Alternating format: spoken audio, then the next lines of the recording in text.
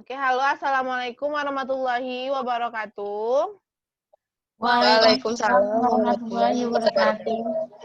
Baiklah, kami dari kelompok 2 akan menjelaskan tentang pembentukan kerangka karbon dan transformasi gugus fungsi. Kami akan mulai diskusinya. Sebelumnya perkenalan diri terlebih dahulu. Perkenalkan, nama saya Erma Johar dengan NIM 031. Saya Nur Halimah dengan NIM 024. Saya Vika Seputi dengan NIM 086. Saya Siti Ardia dengan NIM 004. Saya Bella Veronica dengan NIM 095. Dan satu lagi, Susilawati 091 berhalangan hadir dikarenakan sakit. Baiklah, kami akan memulai diskusi yang pertama, yaitu pada Bella Veronica, kami persilakan.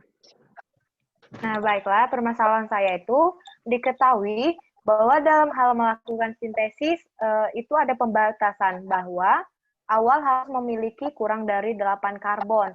Nah, mengapa dalam melakukan sintesis terdapat pembatasan kurang dari 8 karbon tersebut? Apakah ada teman-teman yang ingin menjawabnya? Erma mau coba menjawab, Bella.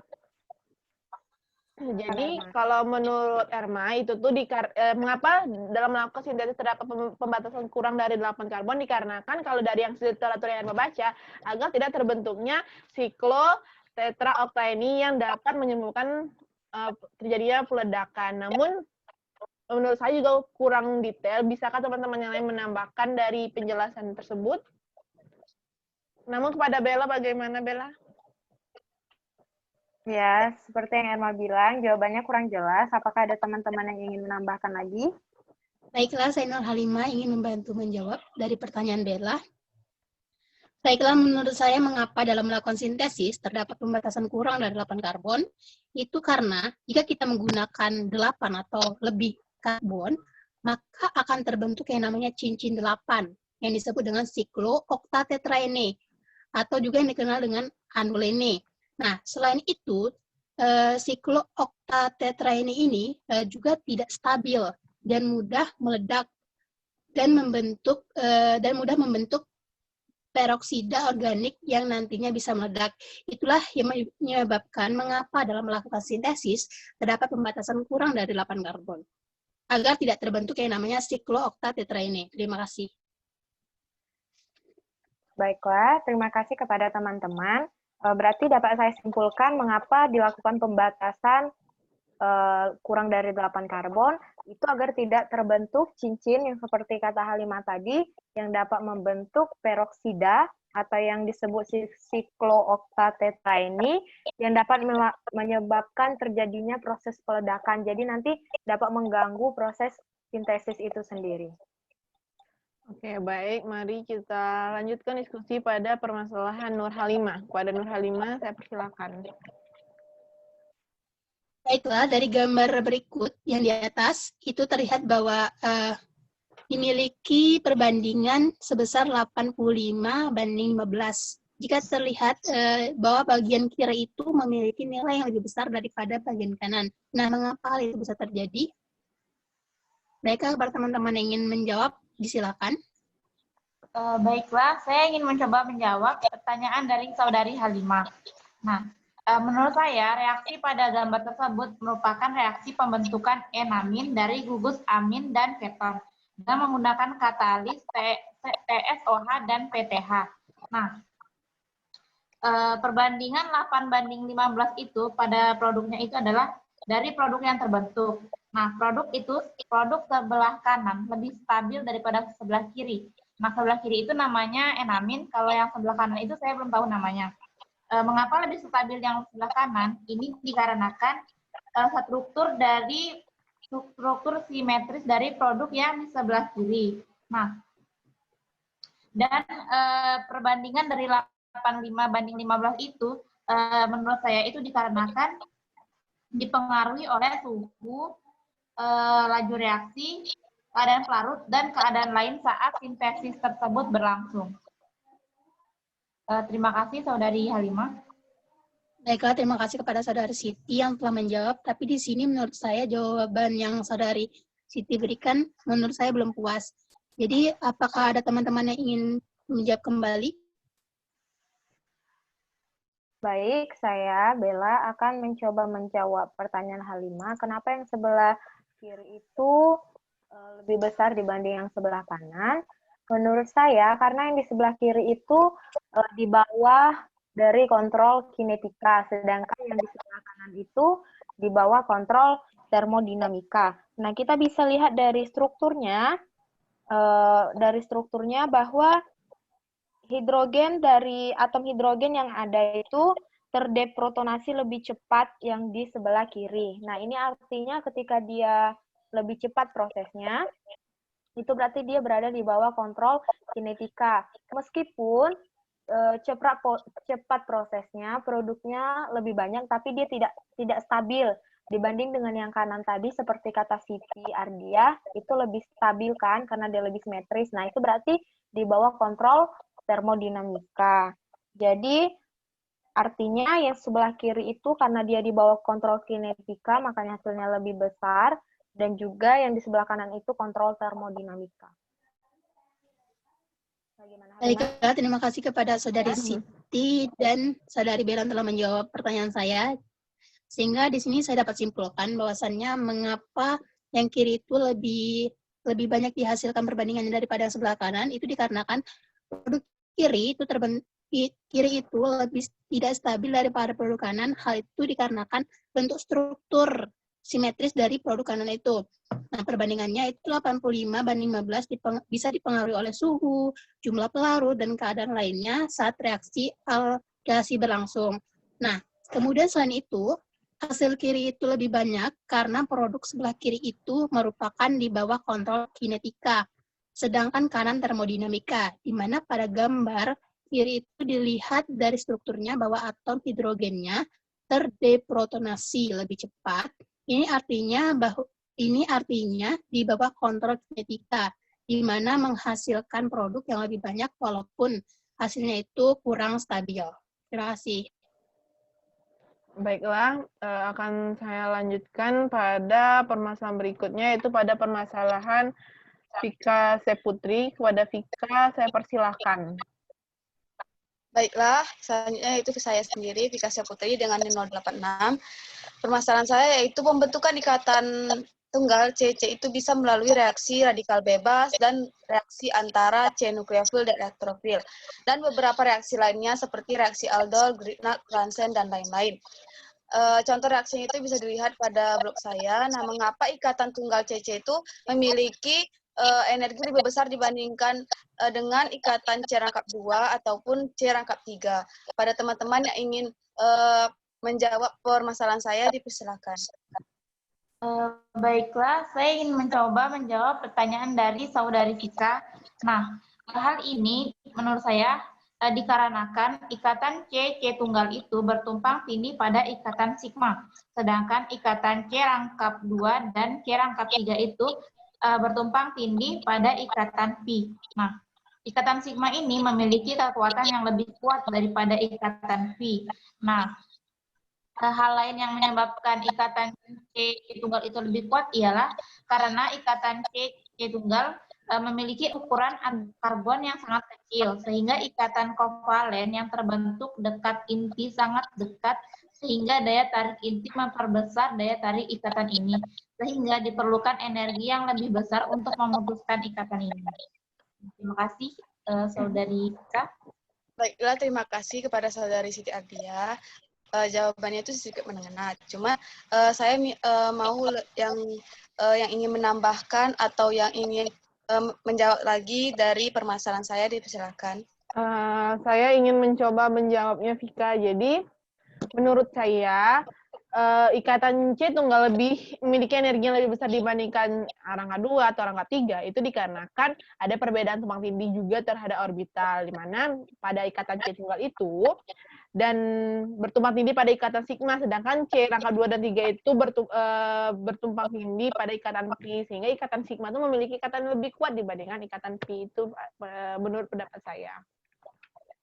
Terima kasih kepada teman-teman yang sudah menjawab ataupun menambahkan. Jadi dapat saya simpulkan kenapa C tunggal itu memiliki tingkat energi yang lebih tinggi dibandingkan C rangkap 2 ataupun C rangkap 3 itu karena adanya perbandingan ikatan yang saling tumpang tindih di mana pada ikatan tunggal terjadi ikatan sigma, sedangkan pada ikatan rangkap terjadi ikatan pi. Nah, di mana ikatan sigma itu lebih kuat daripada ikatan pi, sehingga ikatan tingkat energinya itu C tunggal itu lebih besar daripada C rangkap 2 ataupun C rangkap 3. Selain itu, ikatan tunggal C tunggal itu juga sangat kuat karena atom karbon ukurannya sangat kecil. Jadi ikatan kovalen yang terbentuk sangat dekat dengan inti sehingga daya tariknya itu memperbesar daya tarik ikatan tersebut. Semakin besar daya tarik ikatan, maka semakin besar pula energi yang dibutuhkan untuk memutuskan ikatan tersebut. Terima kasih.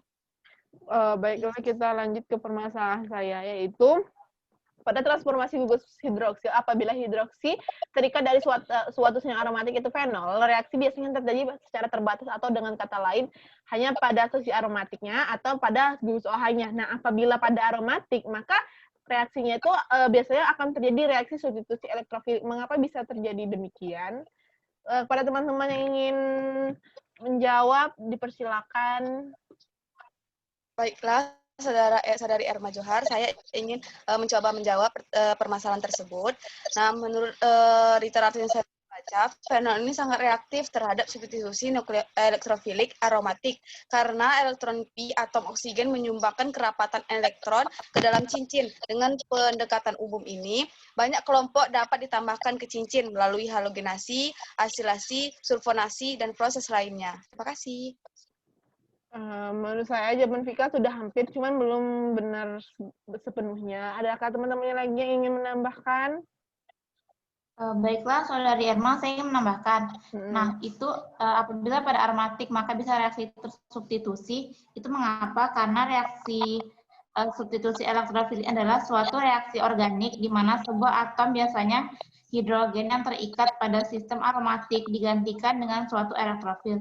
Sehingga reaksi ini memungkinkan pembuatan senyawa-senyawa aromatik tersubstitusi oleh berbagai gugus fungsi. Oke, baiklah. Maka dari jawaban teman-teman bisa saya simpulkan bahwa sebenarnya karena OH di sini bisa berperan sebagai gugus aktivator di mana akan mengarahkan substituen kedua itu masuk pada posisi orto terhadap gugus hidroksi atau para. Dan juga benar di jawaban Vika dengan Siti, yaitu mana fenol sangat reaktif terhadap substitusi elektrofilik karena elektron pi atom oksigen menyumbangkan kerapatan elektron ke dalam cincin. Nah, kemudian juga hal ini terjadi dikarenakan juga suatu reaksi kimia organik di mana suatu atom yang biasanya hidrogen dan terikat pada sistem aromatik digantikan oleh elektrofilik. Kemudian kita lanjutkan pada permasalahan berikutnya, yaitu permasalahan Siti Adria. Silakan. Nah, baiklah. Pada permasalahan saya sendiri, itu dalam organotembaga dijelaskan bahwa organotembaga RCU atau R2CuLi berfungsi sebagai nukleofilik yang selektif terhadap gugus pergi yang baik. Nah, seperti salah satu contohnya pada gambar reaksi tersebut. Nah, yang saya permasalahkan adalah bagaimana penjelasan dari reaksi gambar tersebut. Nah, kepada teman-teman yang ingin menjawab, saya persilahkan. Baiklah, Saudari Siti, saya ingin mencoba menjawab permasalahan dari Saudari Siti. Nah, menurut literatur yang saya baca, lithium dimetil copper atau CH3 2 kali CuLi dapat dibuat dengan menambahkan tembaga 1 iodida ke metil litium dalam tetrahidrofuran pada suhu minus 78 derajat Celcius. Nah, itu menggunakan regen Gilman. Gilman itu yaitu regen pemetilisasi yang bereaksi dengan alkuna dalam penambahan konjugat dan muatan negatif terperangkap dalam substitusi nukleofilik asil dengan gugus ester membentuk non-siklik. Baiklah, terima kasih jawaban dari Saudari Vika. Namun mungkin ada teman-teman lain yang ingin melengkapi jawaban Saudari Vika. Baiklah, saya di sini mencoba membantu menjawab dari Saudari Vika. Nah, di situ kan ada yang R2CuLi. Nah, itu yang kata Ardia kan sebagai nukleofilik. Nah, sebagai nukleofilik yang baik itu nanti yang R2CuL itu menyerang bagian struktur yang ketonnya. Yang bagian rangkapnya itu diserang, kemudian nanti dilihatlah bahwa pada struktur itu dengan bantuan proton dari asam lemah, maka dapat terbentuklah gambar yang seperti ada di permasalahan situ. Baiklah, terima kasih jawaban dari Saudari Bella. Jadi dapat saya simpulkan bahwa CH3CuL itu dibuat dengan menambahkan tembaga 1 iodida ke metil litium dalam tetrahidrofuran pada suhu minus 78 derajat Celcius. Nah, ringkasnya, R2CuLi yang disebutkan tadi ada berperan sebagai nukleofilik yang sangat baik. Nah, di mana menyerang bagian rangkap pada struktur keton dan dengan adanya basa kuat mampu menarik proton dari asam lemah sehingga terbentuklah organotembaga seperti pada reaksi pada gambar. Oke. Terima kasih. Kita lanjut ke permasalahan Susilawati. Namun Susilawati tidak bisa hadir dalam diskusi kali ini dikarenakan sakit. Namun Susi telah memberikan permasalahan dan ada teman-teman yang ingin menjawabnya. Baiklah, permasalahan dari Susilawati yaitu reaksi Grignard termasuk salah satu reaksi pembentukan ikatan karbon. Mengapa? Organolitium nukleofil lebih kuat daripada Grignard jauh sebanding. Nah, saya ingin mencoba menjawab permasalahan dari Susi, yaitu kalau menurut saya, karena keduanya merupakan nukleofil kuat yang dapat membentuk ikatan-ikatan karbon baru. Jadi, kalau teman-teman ada juga yang ingin menambahkan, bisa juga pada teman-teman.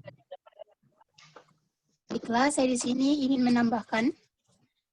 Menurut saya, mengapa organolitium itu yang lebih kuat daripada si organologam atau halida, itu dikarenakan reagen organolitium hanya berupa ikatan antara alkil logam, yaitu R dan Li, yaitu litium. Sedangkan pada organomagnesium halida atau disebut dengan Grignard, itu berupa ikatan antara alkil, logam, dan halida. Selain itu, mengingat bahwa litium juga merupakan logam golongan 1A, yang mana golongan 1A itu merupakan golongan alkali yang lebih reaktif daripada logam magnesium yang merupakan golongan 2A. Terima kasih. Nah, baik. Namun untuk di permasalahan ini kami tidak bisa menyimpulkan karena pemilik dari permasalahan ini tidak bisa hadir. Namun selesailah diskusi kita pada hari terkait tentang pembentukan kerangka karbon dan transformasi gugus fungsi. Saya dan teman-teman mengakhiri. Wassalamualaikum warahmatullahi wabarakatuh. Waalaikumsalam warahmatullahi wabarakatuh.